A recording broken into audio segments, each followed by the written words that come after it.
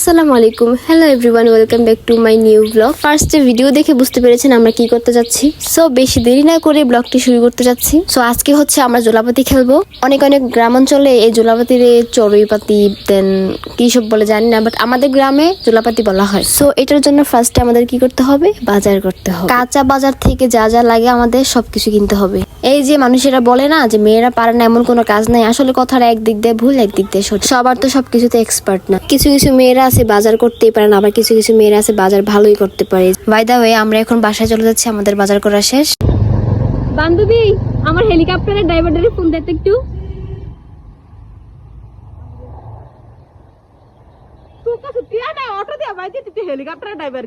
বান্ধবী তোর ব্যবহারটা আজও ভুলিনি।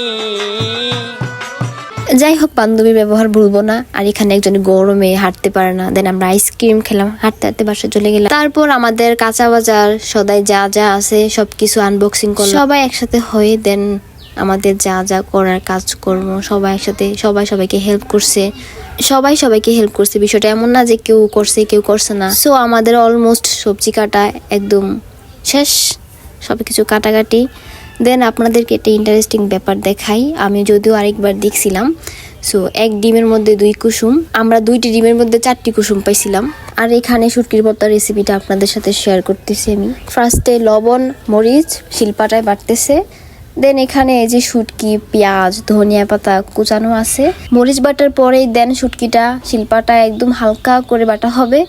দেন হচ্ছে এখানে ধনিয়া পাতা অ্যাড করব। ধনিয়া পাতা বাটা হলে দেন পেঁয়াজ দিবে। পেঁয়াজটা যদিও আমি ভিডিও করি নাই, লাস্টের দিকে ভিডিও করেছিলাম। দেন এই যে আমাদের ভর্তা শেষ। দেন পরিবেশন। ভর্তাটা কিন্তু খেতে অনেক অনেক টেস্ট ছিল। আর এখন আমরা বাহিরে সব উপকরণ নিয়ে আসলাম, সবকিছুর ভর্তা আমাদের এখন তৈরি করা হবে। ফার্স্টে লবণটা আর শুকনো মরিচটা একসাথে করে মেরিনেট করা হচ্ছে। পেঁয়াজ মরিচ অলমোস্ট মেরিনেট করা হয়ে গেছে। তারপর আমি সালাদটা কেটে ফেললাম। সবাই সবার মতন, সবাই যার যার মতন ব্যস্ত। কেউ ভর্তা নিয়ে, কেউ এটা সেটা, আমি আবার সালাদ নিয়ে ব্যস্ত। আর আমরা কিন্তু বাহিরে বসছি, বাহিরে করছি সবকিছু খোলামেলা জায়গায়। আর আজকে এত পরিমাণ গরম ছিল, সবার অবস্থা খুবই খুবই খারাপ ছিল। সবার মাথা ব্যথা হ্যান ত্যান এগুলা সব কিছু, মানে সবাই অনেক ক্লান্ত ছিলাম। এই ক্লান্ত নিয়ে সব কিছু করা আমাদের খুব কষ্টকর হয়ে গেছে।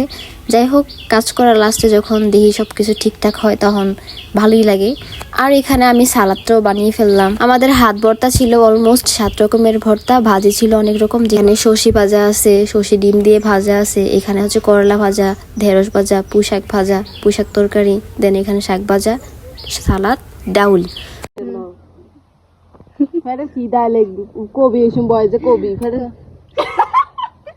কিছু বলতে চাও তুমি? অবশ্যই বলো। কখন থেকে খাবার নিয়ে বসে আছি, মানুষের সহ্যের একটা সীমা আছে। আমার তো তুমি কাজ করো, বেশি করে কাজ করো, তাড়াতাড়ি হয়ে যাবে।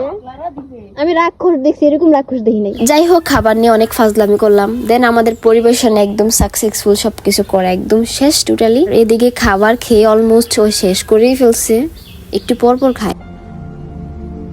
কাহা সে আতে হ্যায়?